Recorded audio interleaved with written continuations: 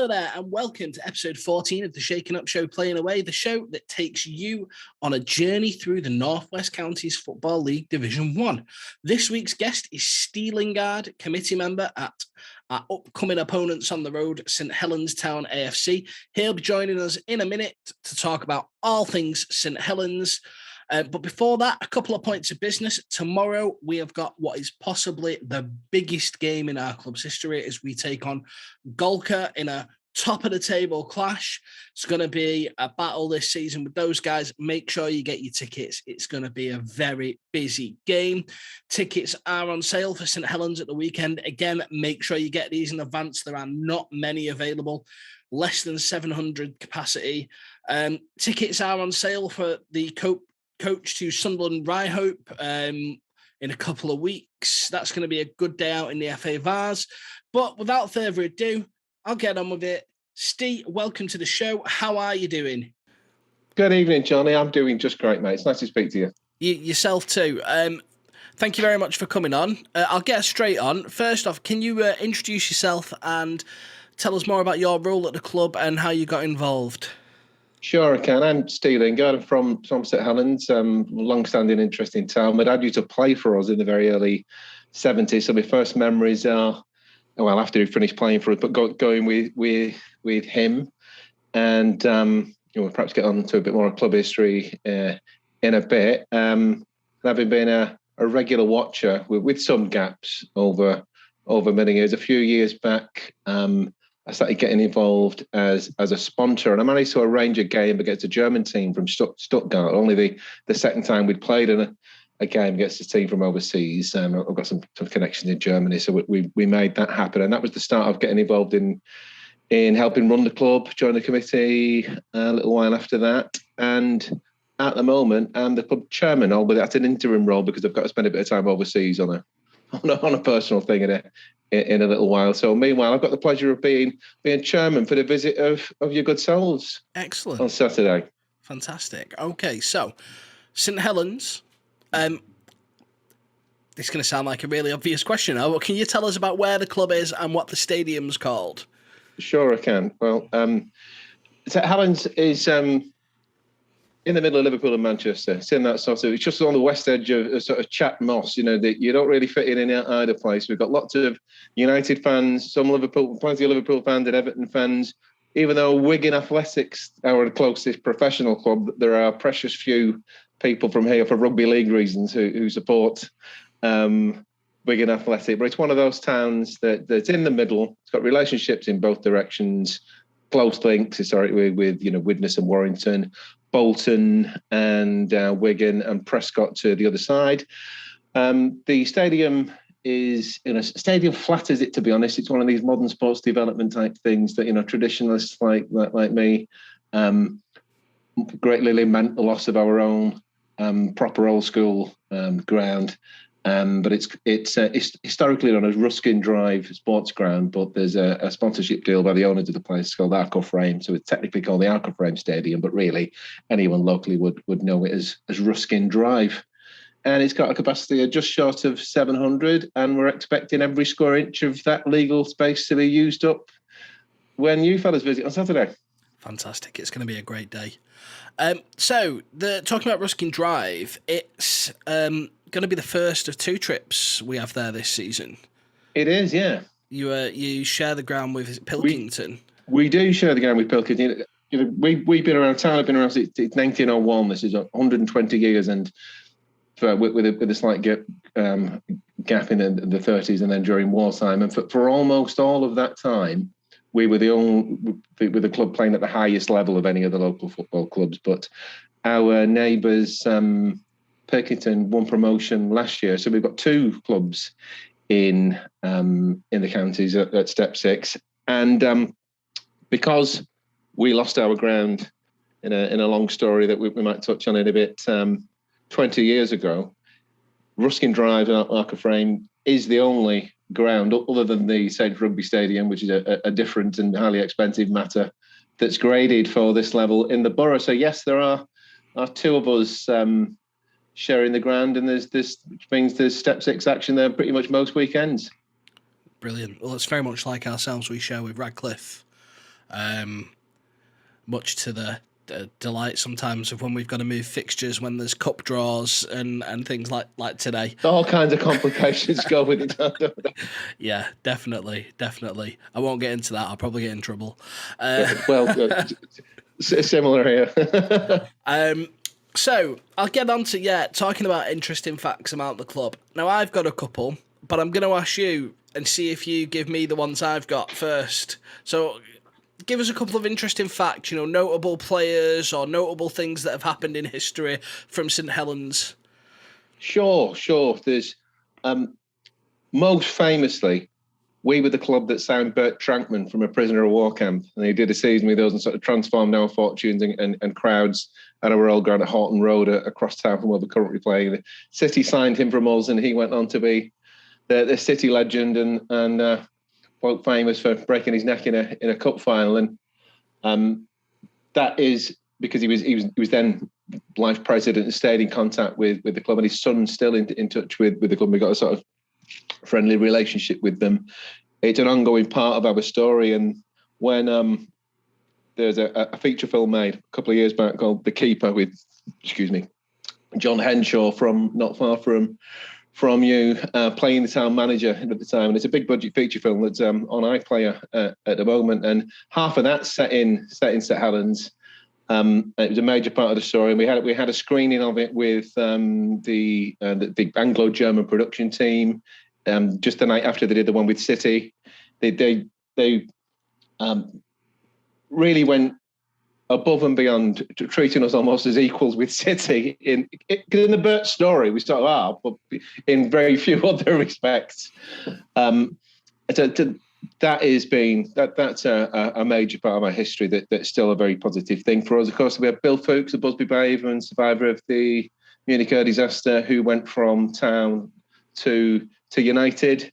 A decent smattering of other players that went on to make a name as full-time professionals, and including we and your ancestor club and Bury of Gig Lane have got a significant player in common, John Connolly, who went from town to Burnley, then to United, and was in the 1966 World Cup squad, and then went on to play in his later years at Bury.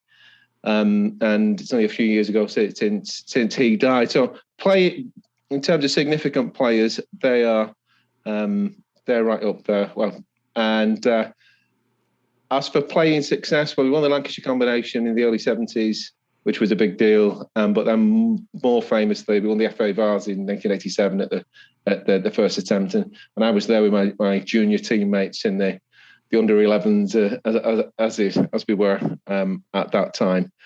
So I'd have to sort of put in history on the most significant things about the club. Have I ticked some off your bingo card, or are you going to? You got both. Surprise me.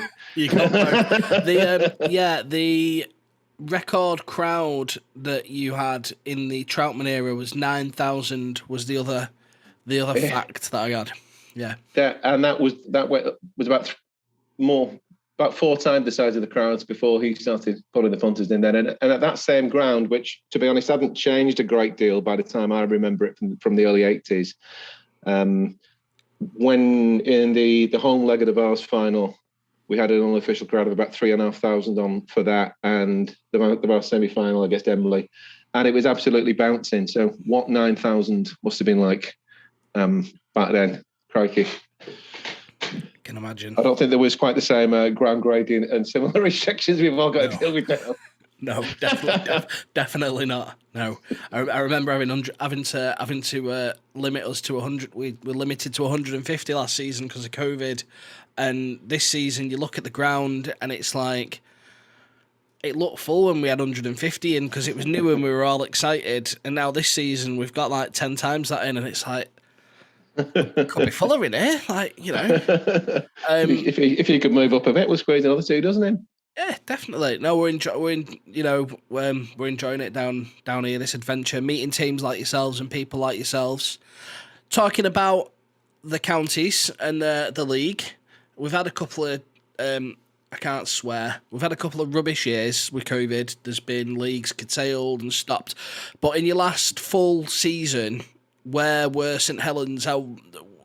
What What was the football like? We were. There's a big bit of our story that sets the context of this that I'll cut short. We lost our ground in an ill-fated marriage with St Helens Rugby League Club from 2000. That, I'll probably swear if we spend too much time speaking about that and the ongoing implications of it. So after a few years of ground sharing with them at their old ground that's been demolished since then, we had 7 years as nomads, which there's always a big shout out to Ashton Town, National Athletic, Prescott Cables, and then there was a few games at Everton as well that were very considerate hosts for a full 7 seasons that we were in that position. And it was 4 years back when the council, which owned Ruskin Drive / the Alcove Friend, developed it to the requisite standard. We moved in then, so we'd been really doing quite well to stay in the Premier Division for most of that time, despite the fact of playing outside the borough with all of the loss of income and attention. We almost drifted out of apart from a sort of select few old school supporters, drifted out of the consciousness of the place then. So we did well to stay there, but just before we came back into the borough, which is 4 seasons ago, we got relegated out of the Premier Division to Division 1. Then we had a sort of a successive gradual slide down the table, whilst not really being in danger of relegation. The last full season we were finishing outside the relegation zone and weren't in any the kind of difficulties we've been in at the minute. Last season with the utterly disruptive with the one before that, and then last season utterly disrupted by COVID. We've got a good squad together and we're playing some good stuff. And when we won against Camberlade in penalties in the extra qualifying round of the FA Cup in the beginning of September last year, with the side we'd assembled at that point, we were thinking that 2021 might be a return to the safety of mid-table, but then that got completely blown out the water. And since then, this has been a pretty rough start to the year for us, to be honest. Well, the league table, they don't lie, do they? No, they don't. I mean, for good or ill. I was looking at the league table. I try not to do that more than twice a week at the moment. And I was looking at the South table. Yeah, Poor St Martin. I think they've shipped about 80 goals already this season.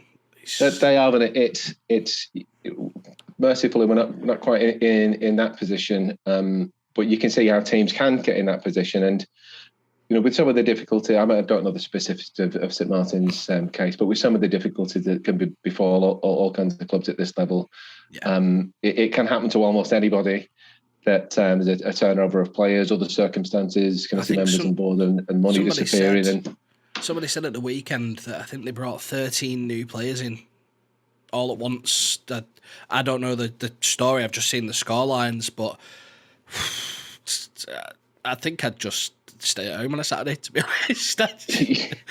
you can only have sympathy and a sort of sense of gallows to achieve. But you've got to focus on, in our position, which with any team, any club trying to make the best of whatever position they're in, you've got to try and stay level-headed and focus on the things you can try to change. And in our case, we've significantly strengthened the coaching team in recent weeks. Been quite a few new players. We're on the verge of securing some. I mean, we've managed for years with no playing budget and managed reasonable, not success, but safety and some good football with that. But when you're facing longer away trips, 2 games a week, some of the times, trying to feel anything like your strongest side, with little or no playing budget for all of the teams at our level that are playing at regional football and then national cup competitions, it's a real challenge, and I'm not quite sure that some of the people who observe the league table but aren't involved in running clubs realise quite what the sort of attrition of workload and travelling time and training time for the players and coaches is. Well, you see it thankfully the 2 furthest away days we've got them on a Saturday. Cleater and Holker, but I can't imagine going up there on a Tuesday night. No, of course, there's been a lot of, and because you have to feel for them with the distances they've got to travel, trying to for every game, field teams all the time for every game, and there's one particularly difficult result for us this season when Cleater played a really good game. We shipped 10 with 8 first teamers missing. Just a difficult time, few injuries, and a very hard result, a perfectly fair result. They played really well, but people look at it and think, well, this shouldn't be happening at this level of football. When in the sort of mechanics of trying to field teams on very modest budgets, when it's a full day trip and there's lads with all kinds of other commitment, it's not like what people are seeing on the telly. Well, that game that you lost up at Cleater was the week before we went up there, and we saw that result and we were like, oh, great. But I mean, it happened to them, didn't it? They got 3 points because they couldn't field a team. Because the lads had prior engagements. It was a function of their geography and being in a modest financial position like a lot of clubs are. So we're aware of our limitations in the club sort of position, but that doesn't mean that we don't have. We've got plans in trying to move towards a sort of fan ownership model that been learning lessons from. I listen to all the besides follow the scene anyway, of course, but listen with interest to the League of Their Own podcast season about your story and other examples up and down the country, and we are trying to move to that model because our setup as tenants. I mean, it's a step 6 ground graded facility, and all your fans that come over and have a good time on Saturdays, a good clubhouse on site, plenty amenities. It's a decent place to watch football, but not owning it, every pint, burger and coffee that's bought on Saturday doesn't go to us. It goes to the operators of the retail franchise that is let from the council.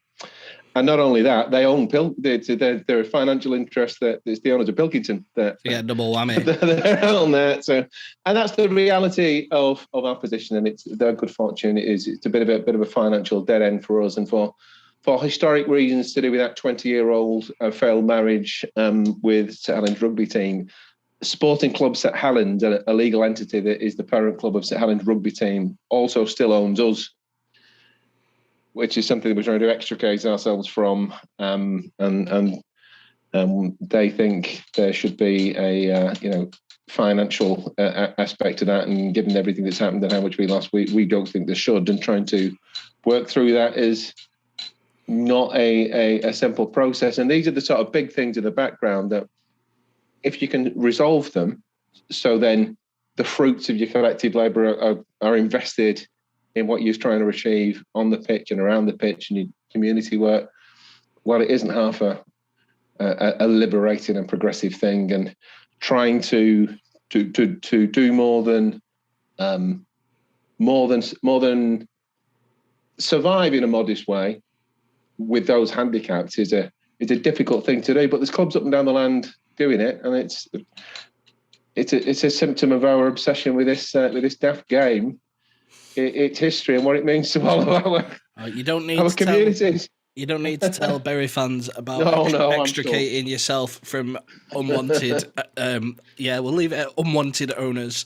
Talking about our game on Saturday at the Ruskin Drive Sports Ground.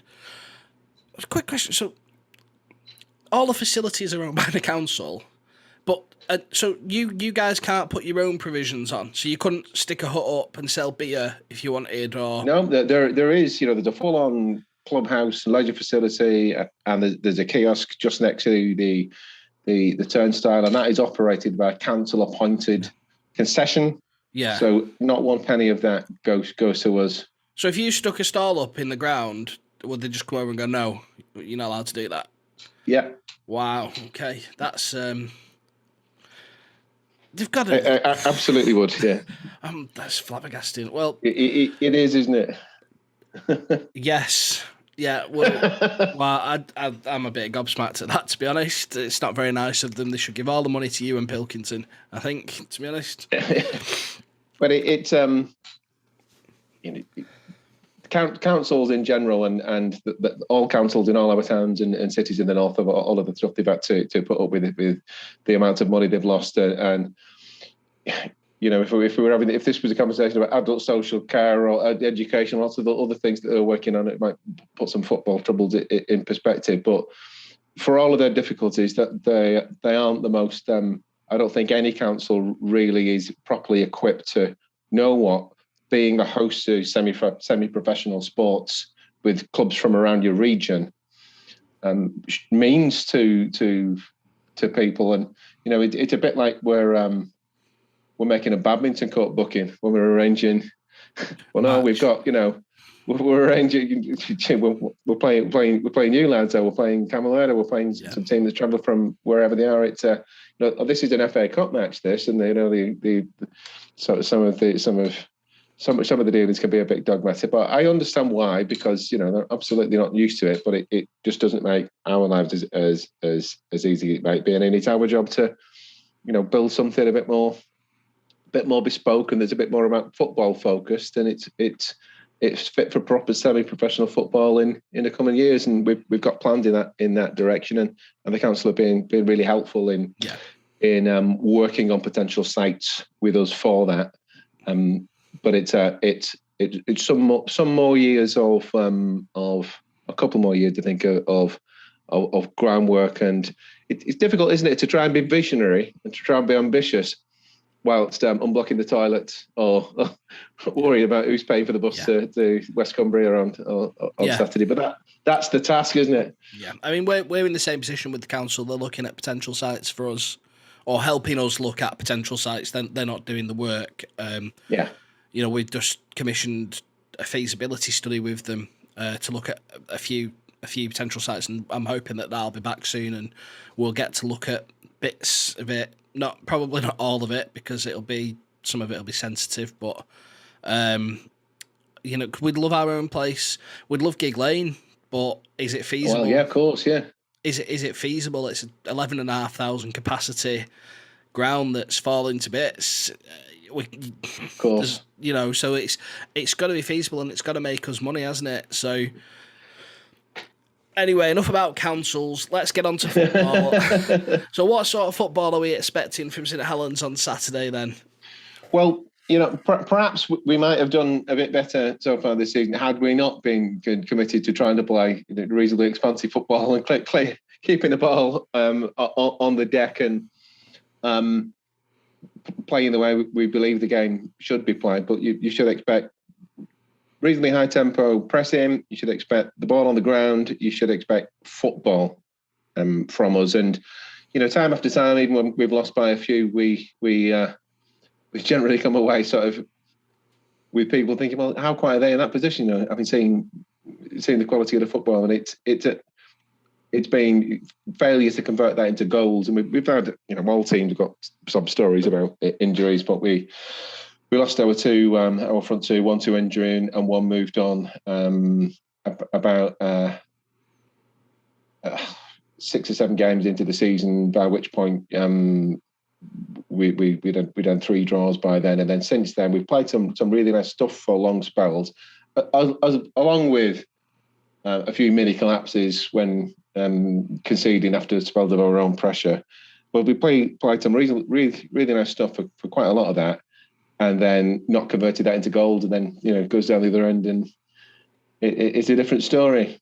But there's been quite a few new players come in the last few weeks. There's a lad called Dave Thompson in particular, who's come in from Runcorn Town, and he's a centre half by trade, but out of necessity was deployed up front for the last few minutes of it again the other week, and demonstrated that he's an all-round footballer and knows where he should be and how to do the job up there. And he then started. He scored in that game, and he started the last 2. As it's insulting to him actually, been that effective to say makeshift centre forward. He's been very effective, and scored again. The game before last, and then last Saturday away at Chadderton, he'd gone down as an own goal, but he created it. Good turn, snapshot, back off the post, and it hit a defender. There's a player that we're really proud of called Jamie Appley, who's very mobile, very stylish on the ball. He can play out wide or in a sort of number 10 role. He's a young lad who's getting better all the time, but he's worth looking out for.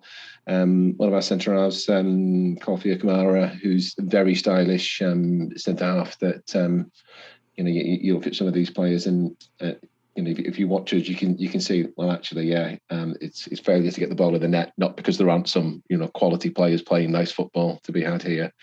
And I must give a shout to, as a member of the Goalkeepers Union, I must mention our keeper, Rory, who on Saturday at Chadderton, Paul Scholes said he had a cracking game, and he did, but he went off with quite a bad whack to the knee late on, and we shall wait and see whether he's back for Saturday. But he's been in good form and he's a cracking lad. So if he hears this, Rory, I hope you sat at home with your leg up with an ice pack on it. No. Get to the gym. Do some running. don't listen to him, Rory. Have you? So what are your thoughts on what you think we're going to bring ahead of the game? Has there been any scouting trips? Has anyone watched any footage? Has your gaffer been? Well, we all particularly with teams playing really good stuff, and that with you included, have got a really good and effective social media thing. Yeah, we have seen quite a bit of footage. I'm not too sure that can or should change what we're going to attempt to do. We're not quite at that level of appointing a full-time data analyst to look at it, but we are well aware of a couple of your star players, and teams with the gap in league positions. We've got bigger, more fundamental issues to worry about than individual plans. Well, this is a perfect time for me to plug it. Tomorrow night's game will be live streamed if anybody does want to tune in at buryafc.uk. I'll be there with my tactics board, mate. Excellent. Well, I'm in and out with this question every time I do one of these. I'm not going to ask you for your score prediction because I then give one. Because you're a humanitarian. It's usually a jinx when I do it. So I'm not going to do it, but I look forward to meeting you on Saturday, and I look forward to a great game of football. I look forward to our second away on a plastic pitch, because you're on a 4G, aren't you? We are on a 4G, which is, it's a mixed blessing at times. The lads loved it on Saturday. We played on Darwin's on Saturday. I think theirs might have a bit less crumb on it than ours has, and it might be a truer surface, but it does mean whatever the weather, you get a good game of football. Definitely.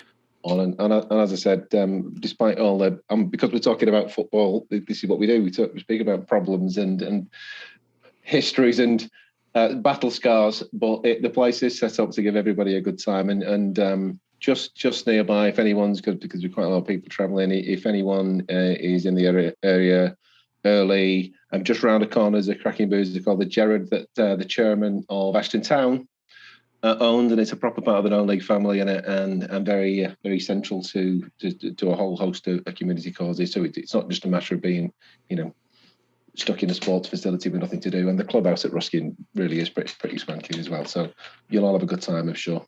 Fantastic. Well, we'll put links to Google Maps to that pub in the description of the video so people can find it. No, excellent. Really looking forward to meeting you on Saturday, and thanks for coming on.